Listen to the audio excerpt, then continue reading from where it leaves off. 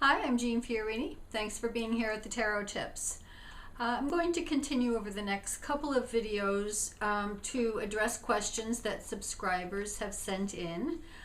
Things that, people want to talk about, people want to learn a little bit more about, some suggestions for readings.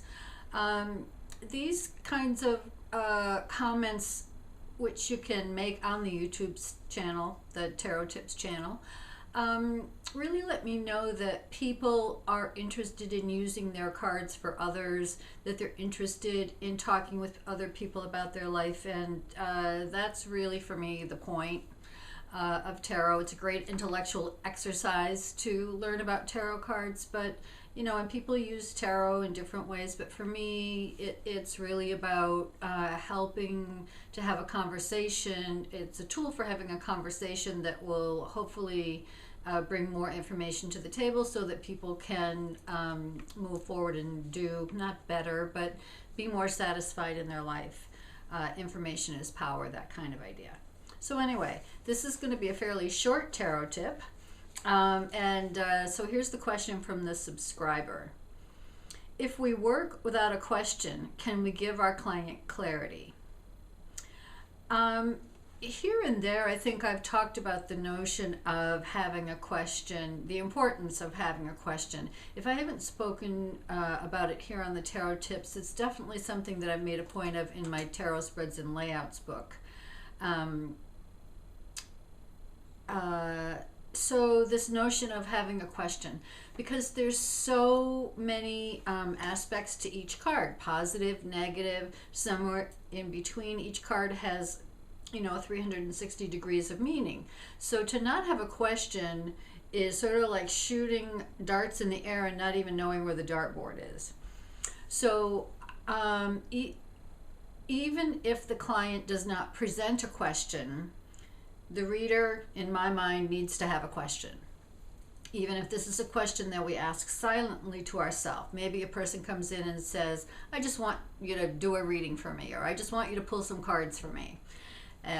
Some readers will go, oh, geez.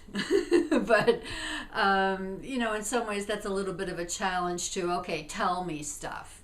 Tell me what's going on with me, or tell me something I don't already know. So, the onus then is on the reader to provide a context for what's going to come out on the table. If the client isn't going to do it, the reader has to. Again, these are my opinions. These are my thoughts.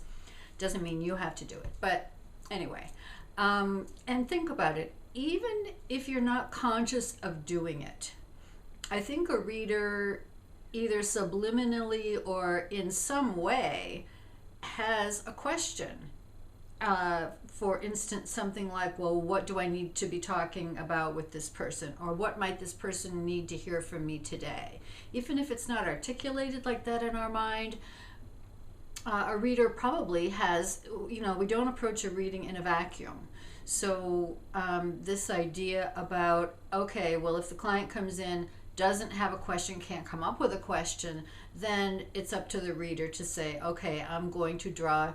Whether you say it out loud to the client, probably best to keep it to yourself, but know what you're asking about.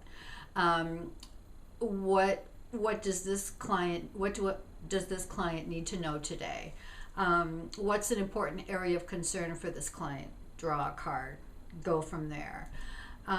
So the importance of having a framework, because each card has so many different sides of meaning. So back to the question, if we work without a question, can we give our client clarity? I don't really think so, but you can work without a question from the client. You come up with a nice, maybe a list of 10 general questions. What's going on for this client right now? What's important for this client to remember as they move forward? Really open-ended kinds of frameworks, questions, if you want to call them that, so that you can give some sort of structure to your client. That's most times what they're there for. So, short and sweet today. Thanks a lot for being here. We'll see you next time.